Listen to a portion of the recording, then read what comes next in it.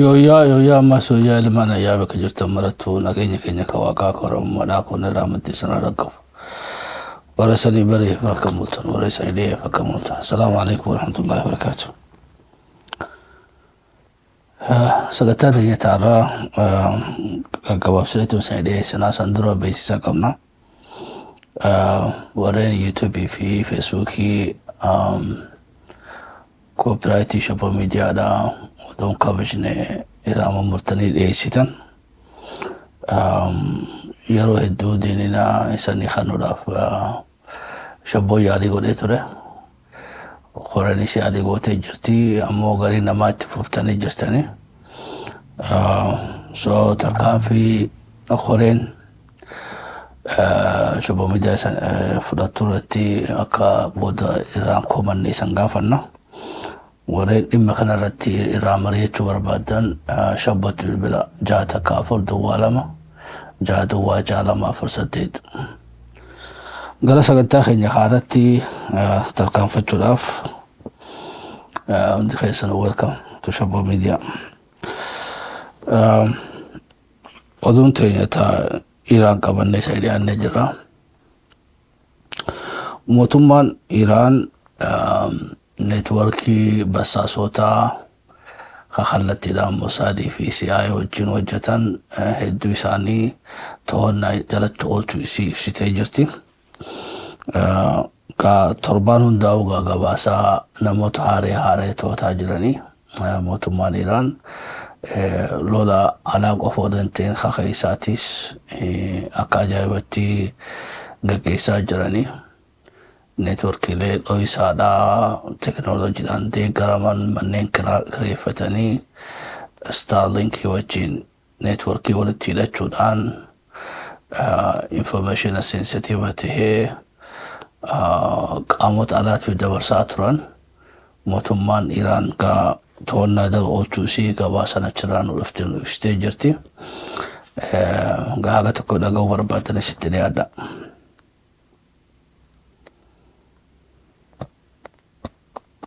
To intelligence hidden network of spies in Iran, encrypted communications, and an American satellite internet facility at the center of it all.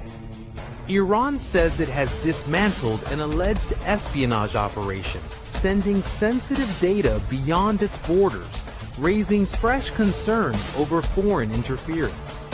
In a sweeping crackdown, Iranian police have arrested multiple individuals accused of spying, allegedly using Starlink devices to transmit sensitive data to intelligence agencies outside the country, according to an Al Jazeera report.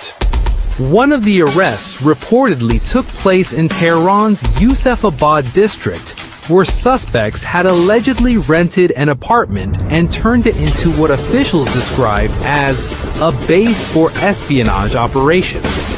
Authorities say the group used advanced communication tools, including satellite internet, to send information and images to what they called quote-unquote hostile networks abroad. In a separate incident, police in Sadovestan, near the city of Shiraz, reportedly detained another individual. Officials claim the suspect was sharing messages, photos, and videos from what they described as quote-unquote sensitive locations, allegedly collaborating with foreign-linked networks. The use of satellite internet systems like the US-made Starlink is particularly significant amid a war between Iran and America. Unlike traditional networks, these systems can bypass local infrastructure, making them harder to monitor and control, especially in tightly regulated information environments. So kaagartan kanatti meeshaa teknooloojiidhaa fayyadamuudhaan manneen kireeffatanii intarneetii biyya keessaa odoo hin ta'in intarneetii saatalaayitiidhaan walitti hidhaadhaa fayyadamuudhaan warreen eeruu diinaa dabarsaa turan mootummaan Iraan tarkaanfiidhaan fudhadheetiin jiraachuudhaan ibsitee jirti. Oduu keenya katti aanutti hoggaa 60 booda eega OPEC jaarmeenii warra petroolii oomishanii United Arab Emirates akka irraa bahuu deemtu amma bahuudhaan murteessitee ibsitee jirti. Kunis hariiroo Suudii wajjin qabdu daranuu hammaachaa deemuu agarsiisa. OPECin warra gaazaa oomishan addunyaa tana hundarraa biyyoota irra guddaa oomisha gurguddaa qaban walitti fiduudhaan kootaa guyyatti meeqa gurguruu qabanii fi meeqatti gurguranii barmiila meeqa gurgurachuu qaban kan jirratti walii galteedhaan akkasitti eegu turanii gatii gaazaadha. Yeroo ammaa lolee Iraanii fi USA fi Israa'el jidduu deemetti United Arab hedduudha miidhamte.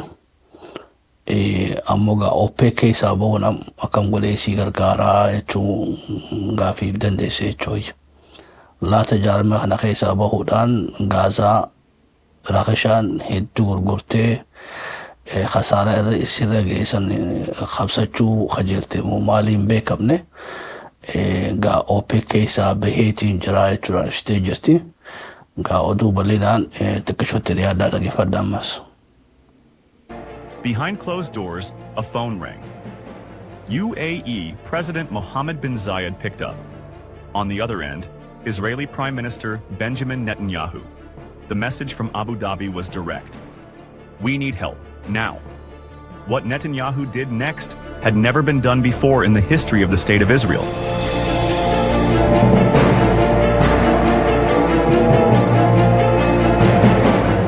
Netanyahu ordered the Israel Defense Forces to pack up one of Israel's most prized military assets, an Iron Dome battery, complete with interceptors and several dozen IDF operators, and fly it to the UAE. The Iron Dome, Israel's shield. The system that has protected Israeli civilians from thousands of rockets. The crown jewel of Israeli air defense, developed by Rafael and Israel Aerospace Industries, backed by billions in US funding, boasting a 90% plus interception rate. It had never left Israeli hands, never been sent to another country, until now.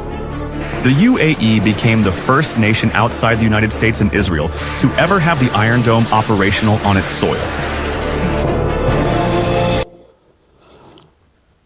United Arab Emirates hariiroo qabdu jabduu Suudi irraa fagaatee Israa'el wajjin walitti dhiyaachaa jiranii ammaan durallee hariiroo isaanii jabduudha. Iron Dome'n gaafarraa misaayilaa kan maallaqa Ameerikaadhaatiin Israa'el oomishatte kaampaanii Rafael jaaniitu oomishee addunyaa tanarraa biyyuma lama qaba takka USAdha taan Israa'el. Gaafa ifiifuu haleellaa misaayila Iraaniin rakkataa jirtu Israa'el Iron Dome isii san fuutee Dubaayiif dabarsuu isii Dubaay hagam takka lola amma dabre kana keessatti miidhamte kan jiru agarsiisa. Raankii biyyoota beeytee Iraan rukuttee amma haleelte keessatti tokkoffaan United Arab Emirates san booda Israa'el, Kuwait, Bahrain, Qatar, Saudi akkasuma gaddeema. Haleellaa hedduudha keessummachiiftee jechuudha United Arab Emirates.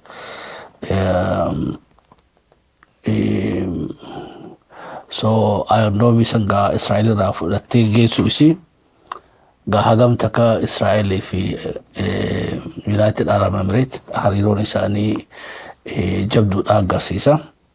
OPEC keessaa bahuun olaata hariiroo Suudii wajji qabdu Suudii qofaa miti biyyoonni beeytee gaazaa gurguran hedduun isaanii isiin irraa bahuudhaan Raashiyaa jira biyyootni hedduun irraa mufachuu isaanii dhoolu waliigalatti lolli Iraanii fi Israa'el fi USA yoo maybe kadhumu taatus ammoo lolli biraa kan labsamin ammoo Suudii fi United Arab Emirates jidduu خجل قبسني جرا جيتي أكو اتفوفي جرا ودون برا UN خيستي جارميا farra babalachuu niikuleeraa ka dhooku yeroo dheeraadhaaf egaa UN keessatti ijaaramee jiru taraa duraatiif miseensummaa qofaa miti muudamaa olaatee fi Iraan achi keessatti muudamtee jirti. So kunis gaa torbaan kana keessatti taateelee jirtu ta Iraan akka beeytee injifannootti fudhattee Ameerikalleen akka beeytee mohamurratti amma qalbiitti cabxe taatee sanirratti gaa UN keessatti biyyoonni hedduun Awurooppaadhaatii fi Laatiin Ameerikaa, Afrikaa fi Eeshiyaanis even warra Awurooppaallee deeggaranii UN keessatti USA kophaa isii falmatte jechuudha Israa'eel wajjin. Haata Israa'eel gaa miseensallee miti hin dhufne dhiifama. USA kophaa isii falmachuu turte. Gaa kunis beektee taatee torbaan kana keessatti mudateerraa tokko gaa mee oduu isaatti dhiyaadha. Sharp diplomatic setback for Trump's hardline pressure strategy. Iran has risen to the position of vice president of the Nuclear Non-Proliferation Conference, marking a significant moment in its international standing. At exactly the right time for Tehran, Iran has managed to flip the script and turn a diplomatic challenge into a visible gain. Trump's pressure campaign against Iran appears to have taken a hit, as Tehran has now secured a powerful UN-linked position that strengthens its voice on the global stage. Amid a paused war with America and Israel, Iran has risen in the ranks of the United Nations, marking a notable diplomatic moment for Tehran. Iran has been elected as one of the vice presidents of the Nuclear Non-Proliferation Treaty Review Conference, giving it an influential role in the proceedings. Iran was nominated by the Non-Aligned Movement, which represents 121 nations and continues to support countries that push for a more balanced global nuclear order. The NAM says it stands for genuine nuclear disarmament and the right to peaceful nuclear technology, reinforcing its long-standing position on nuclear sovereignty. This decision triggered an angry verbal clash with the US delegation, according to Iran International, turning the election into a diplomatic confrontation. The US representative reportedly launched into a tirade after the election, reflecting the depth of Washington's anger over the outcome. The US envoy claimed the Trump administration was deeply shocked that Iran had been chosen, framing the appointment as an unacceptable development from Washington's perspective. The US envoy also claimed that Iran showed contempt for the treaty, as reported by Iran International, further escalating the rhetoric. So biyyoota dhibbaa fi digdamii takka ol kan ta'an miseensota non-alliance amma meetee biyyoota East fi West gaafa Cold War isaanii jaarmetti baasii kaampii baatis kaampii dhiyaatis keessa hin jiru jaanii walabaaf bilisa turan. Iraan qaalimachuudhaan sagalee kannanii fi garawwan hidhatti wal dabarsanii jiranii. So sadarkaa itti aanatti pirezidaantii itti aanaa instituutiona UN'dha kan niikuleera babal'achuudhaa tiksuudhaatti muudama guddaa harkattee jirti. Kun gaa yeroo ifiifuu lola keessa jirtu yeroo ifiifuu waa'ee niikuleerratti Ameerikaa wajjin wal dhabaa jirtutti aangoo guddoo kan argachuun isii gaa Iraaniif injifannoo ajaa'ibaati jechuu hoggaa 48 booda taraa duraatiif waajjira guddicha UN'dha waa'ee niikuleerratti abbaadha itti aanaa taatee gaa abbummaadhaan gaggeessiti. Kunis gaa yeroo itti haajamtu muudama kan argattee jechuudhaan gaa analistoonni hedduun ibsaa jiranii waajjira kanallee akka itti fayyadamtu shakkii takka malee ilaala. Because hoggaa waajjira kana keessatti itti aanummaan filatamte biyyoota 120 isii duuba jira warri isii tana beektee qaalimatee achi dabarse.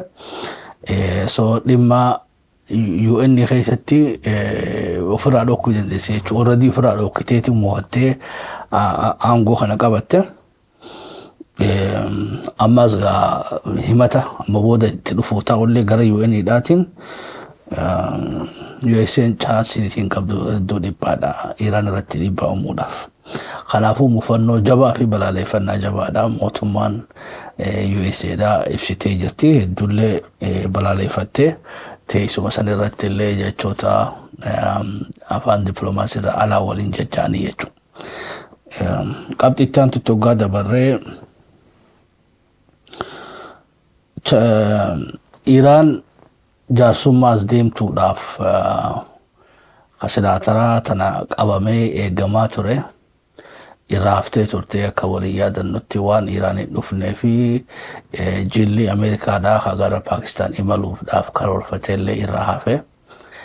Ammoo haa taatu dhukaasa dhaabuu Ameerikaan itti fufte. So itti qophaa'anii gara marii kanaa haga dhufanii ni eene jechuudhaan gaa Tiraampiin ibse. Saniif deebisaa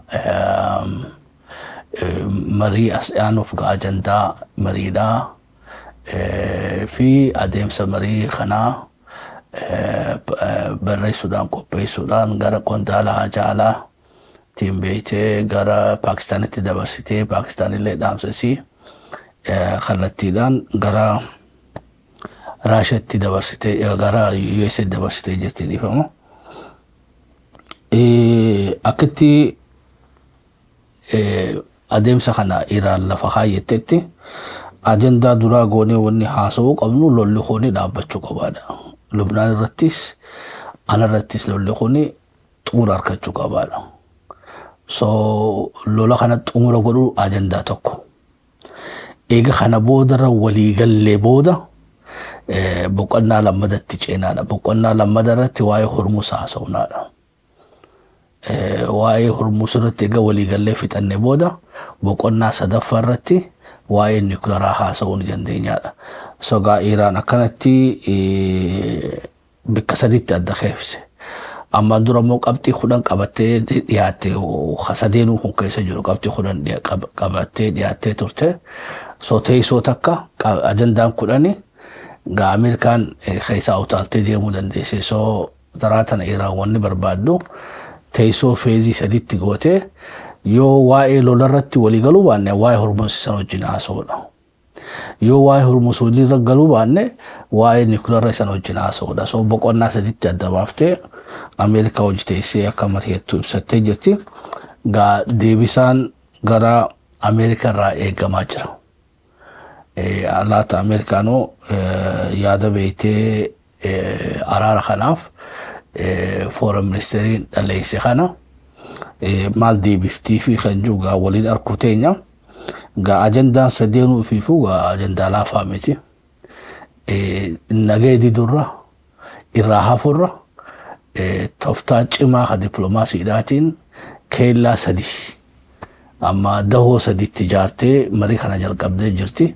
So gaa lola dhaabuu qabnaan fiifuu mariif dandeesse jechuudha. Hin dhaabnu jechuunis gaa eenyu politically eenyudhaan dhoomaan ifa jechuudha. Iraan seefiif gootee jirti. Because Pakistaan araaraaf fiigaa jirti. Addunyaas araara kana barbaadaa jirti. Ameerikaan dhayxee isin irraa hafuun sanii Ameerikaadhaaf xiqqishollee taatu beektee krediitii wayii takka uummata biratti uumteef turte. Saboota akka Ameerikaan naganii barbaaddi Iraaniituun barbaannee wayii takka sammuu namaa keessa seentee jirti. So gaa kana amma riivarsi godhuudhaan Iraan wanni isiin goote amma dalagaa jajjabduu dura keesse Ameerikaan gaa lola sadii jajjabaa isii afataa jechuudha. Kaduraa lolli kun xumuramuu qabaa kan jiru akkamitti xumurama. Lubnaan irraa lolli Lubnaatti lammata deebi'uun qabu tiksuu dandeessi Ameerikaan. Lolli lammata Iraan irratti deebi'uun qabu kan jiru san tiksuu dandeessi. Waliigaltee akkana mallatteessuu dandeessi.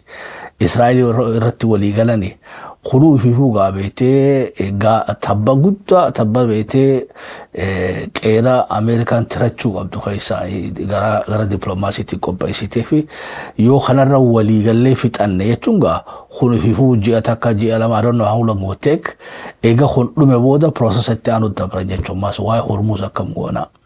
Waa'ee Hormuzis ta'aniiti anis akkanaan fadhaa akkasii akkana irratti wal mari'atan.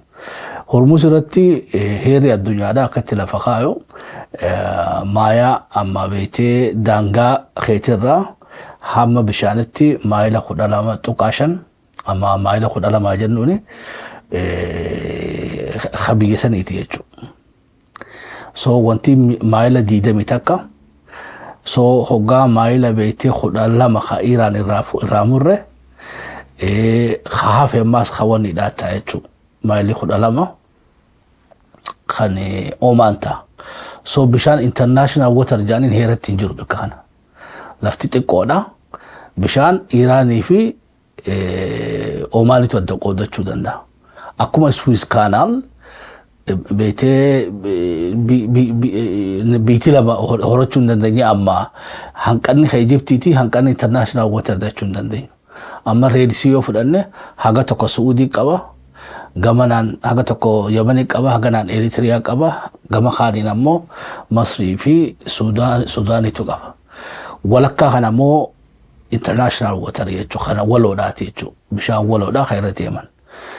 Baharri hundinuu akkas maayilli 12 Aden Gulfiin gama Somaaliidhaatiin Somalilaandii harkaa qaba, kaan Puntlandii harkaa qaba, gubbarraanis Omaanii fi Yemeni harkaa qaba. Walakkaan kun ammoo international water ka jennuuni jechuudha. Kanaafuu dubbiin Hormuz heerarra dhaabbatteetu falmachuu dandeessi jechuudha. Maaliif bishaan isiiti. Ammas markabni kun wal bira dabruudhaan Omaan maayila beeytee maayila 10 keessatti markabni khara Omaan qofaan seenee khara Omaan qofaan ba'uu hin danda'u. Lafti balloon lafti tun already itti haajamanii so bishaan kun kiyyaadha wanni isin jechaa jirtu. Gaamarii balloo gaggeessuu ta'anii talolla dhaabuudhaa fiifuu dubbiin Lubnaan gufuu guddootti ta'uu teessi. San keessaa bahanii gaafiif dandeesse, Hormuz keessaa bahuu danda'anii ta'eef dandeesse, maayirratti waa'ee nukleeraa keessa. Ameerikaan ammoo wanni feetu dura nukleeraa haasawneeti, yoo nukleeratti waliigaluu dandeenya waan birarraa haasawnaadha. So Iraan tapha akkasitti jijjiirtee jechuudha, tapha dippiloomaasiidha. Kan beektee yeroo dabreerra ammas fooyyeessitee dhufte. Yeroo dabre qabxii 15 ka Ameerikaatiif qabxii 10 ka Iraanitu wal dorgome qabxiin 10 ka Iraan mooteeti gaamariidhaaf Islaamabaad dhufanii taraatan ammoo qabxii 13 bikka sadiitti adda qoodde asirraa haa jalqabnu yoo kanarra walii galle qabxii biraa seenaa wajjin haasawaadha. So gara lolattis yoo deebi'an taate Iraanii dideen hin jirtu haa because qabxiin duraa bar lola haa dhaabnuudha. So qaama lola hin dhaabu juutu lola deebi'a jechuudha. So it's very smart diplomacy da jechu gara Iraanin. Egaa akkamitti beektee lolan dhaabuu jetteeti Ameerikaa lola deebi'uu deemti jechuudha. Oggaa kana fixatan Hormuz ni bannaadha. Hormuz ni bannaa irra morgaa ati lamaan gurguddoon isaan rakkoo ta'u sadeen keessa dubbii lola haa dhaabnuudhaati fi dubbii nukleeraati. Dubbii Hormuzis dubbiin heerarratti yoo deebi'u taate Iraanumaatu injifannoo harkata. Gaa Hormuz yoo akka duraanii sanitti deebi'u taates gaa waan jabdu takka harkatteetuma gooti malee bilaashi waan gootuun so waliigalatti gaa marii tana galmaan gaatamuun gaatanii waliinuu gaa itti dhiyaanneeti agarraa jechuudha. Qabxii itti aantu waa'ee beektee Chaayinaan lammiilee isiidhaatiif diinina kannete akka gara warri Iraan keessa warra Iraan mallee fi warri Iraan keessa jiranillee bikkoota military installation irraa fagaadhaa gara lolatti deebuun isaanii ni malaa jettee jirti. So gaa Chaayinaanis wahuma quba qabdi jechuudha bilaash lammii isiitiif diinina kannine gaasuma raawuu haqiyaaf taate ajandaa amma Iraan keessa irraa fi dubbii wanni jette Chaayinaan jettu gaa fudhanne gara lola deebuutu irra most likely da because Ameerikaa wanni isin feetu lola dhaabuun ajandaa isiitiif yeroo ammaa tana keessatti eegaanii waan fadhe hunda sanirra arkadhe waa'ee beektee lola dhaabuu sanuu wanni isin feetu conditional أكون مجويا بيتي ماندورا 2025 سنتي أتيس دابي أني ساد أبو دملة لولي هات أمور مخجوهني أجندا أمريكا تهم بيهو يتو إيران موني فيتو أمور فيتي ملة لخاص أبو مخفيتو أمور جواجان لما دولي ديمون دندان أكما جاباني في China Japan fi warri beete Asia da Japan irraddulte lolli addunyaa lammaffaadhaan ni xumurame walii galteedhaan treatyidhaan cufame Germany fi Poland Germany fi Czechoslovakia Germany fi Russia Germany fi Europa Faransayis walii galtee saniin xumuratanii walitti deebine jechuudha amata 70 ol so nagaa waaraa akkasitti wanni hin gaafataa jirti eenyu Iraanii nagaa waaraa akkasiisan American ni hayyamti yoo American hayyamte yoo Israa'elotti dhifti because khawlolu jarinam sadini it's very complicated waa hundaafu ni laallaa jechuudha yoga dubbiin bika geessu jala deemna oduun biraa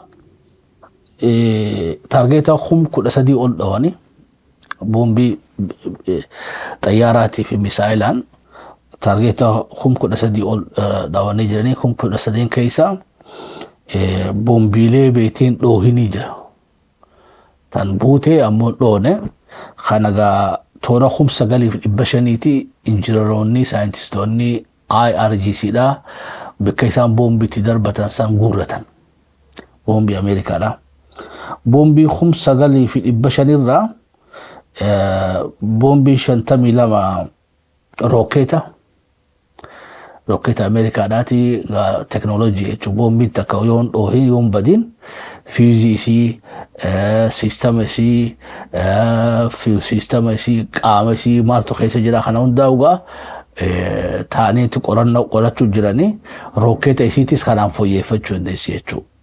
Reverse engineering jaanii waan tokko tabeetee namni biraa tolchesan atis fiddeeti akka afiifeetu san deebiftee jaartee itti fayyadamta. So misaa'ilaa jira kursu misaa'ilota harkaa qaban rokeetota harkaa qaban cluster boombii Ameerikaa harkaa qaban waa hundaa olammoo boombii addunyaa tanarra guddoodha ta Ameerikaan qofti qabdu ta niikuleeraa gadiidha boombii kiiloo beetee 30 ulfaattu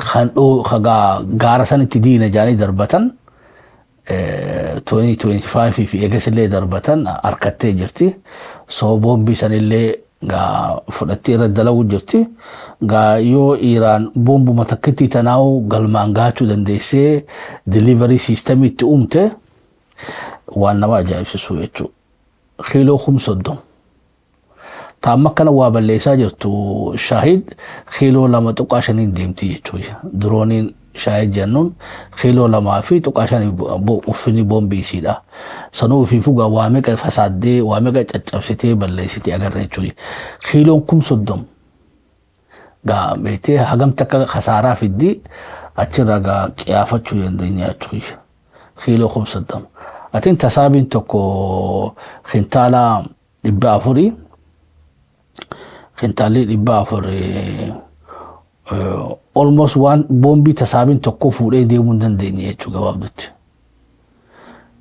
tasaabiin tokko makiinaa wal harkisu odoorra kaanii boombii makiinaa tasaabiin tokko fuudhee deemuudhaatti ulfaatu gaabbii 52 qofaatu baadhatee deema habbaa tokko takkitti san xayyaara tokko baadhatee akkasitti takkitti san gad darba sanis harka Iraan seenee jiraadha. Oduun itti aantu nugusni United Kingdomidha Charlesiin daawwiidhaaf Ameerikaa seenee jira simannaa oowwaa kannaniif jiranii hariiroo dippiloomaasiidhaa kan UK fi USA jidduu sababa Iraanitti walitti mufatan Charlesiin dhaqee hojii haasa'uudhaan haala beetee hariiroo UK fi kan USA kan qabbanaa kana fooyyeessuudhaaf achi jira jechuudhaan gagabaasan achirraan dhuftee ibsitee jirti.